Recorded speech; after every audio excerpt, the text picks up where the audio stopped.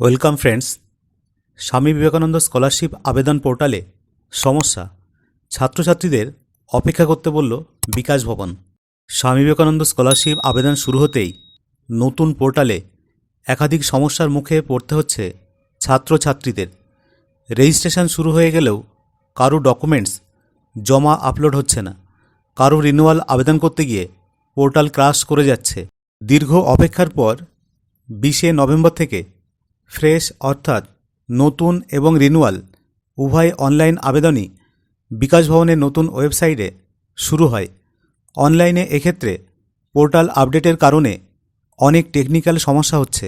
বিকাশ ভবন সূত্রে জানা যায় যে তারা বিষয়গুলি দেখছেন এবং খুব দ্রুততার সঙ্গে সেগুলি সঠিক করে দেওয়া হবে। আপাতত ছাত্রছাত্রীদের এটাই বলা হচ্ছে তারা যেন ডকুমেন্টস সংগ্রহ থেকে শুরু করে বাকি অন্যান্য কাজ সেরে রাখেন। যখন ওয়েবসাইটটি সঠিকভাবে কাজ করবে তখনই তারা আবেদন করতে পারবেন। এখন প্রশ্ন, যারা আবেদন করে ফেলেছেন বা অর্ধেক হয়েছে তাদের কি হবে? যারা ইতিমধ্যে আবেদন করে ফেলেছেন কিংবা অর্ধেক আবেদন হয়ে রয়েছে সেক্ষেত্রে তাদের চিন্তার কোনো কারণ নেই। তাদের সমস্ত তথ্য এবং ডকুমেন্টস ডেটা সুরক্ষিত রয়েছে বিকাশ ভবনের উচ্চশিক্ষা দপ্তরের কাছে। কাজেই যখন নতুন আপডেট হবে তারা তাদের বাকি থাকা আবেদনপত্র সম্পূর্ণ করতে পারবেন। স্কুল এবং কলেজগুলিকেও একইভাবে এই বিষয়ে ছাত্রছাত্রীদেরকে জানানোর জন্য বলা হয়েছে। আবেদনের সমস্যা হলে কি করবেন, কতদিন আবেদন খোলা থাকবে, কোনো ছাত্রছাত্রী বা আবেদনকারীর আবেদন চলাকালীন যদি কোনো টেকনিক্যাল সমস্যা হয় সেই বিষয়ে সঙ্গে সঙ্গে তারা বিকাশ ভবনের হেল্পলাইন নাম্বার 1800102801 এই নাম্বারে কল করে বিকাশ ভবনের তরফ থেকেও সেটা ঠিক করে দেওয়া হবে।